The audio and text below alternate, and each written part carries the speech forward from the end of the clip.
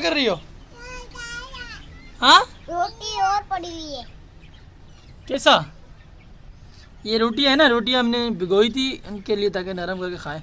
खरगोश को खिलाते हैं। दो आइए देखो इनको खिलाते हैं। खरगोश तो ये ये लो भाई। पी जाते हैं इसके। ये देखो ये हमारे प्यारे प्यारे बच्चे नन्हे नन्हे ये खाते हैं। खाओ भाई खाओ, आलिया खिला रही है, खाओ खाओ, आलिया खिला रही है। अब आलिया खा रहे हैं। देखो दो रोटी दो, ये लो भाई। आलिया ऐसे खिलाओ ना, आलिया आलिया देखो ये देखो ऐसे खिलाओ। देखो कैसे खा रहे हैं, ऐसे खिलाओ। नहीं खा रहे? चलो हर जगह रोटी नहीं गिराओ, उठाओ। इसको जमा कर देते हैं यहाँ पर। इतनी सारी बारिश होती है ना, इतनी तेज बारिश होती है ना कहाँ पर? गांव पे, इतनी तेज बारिश होती है इतना। ये मुर्गी भाग रही है। वो मुर्गे को देख रहे हो, याले मुर्गे को वो ऊपर भागने की कोशिश करता है। ये मस्तियाँ चल रही है इनकी।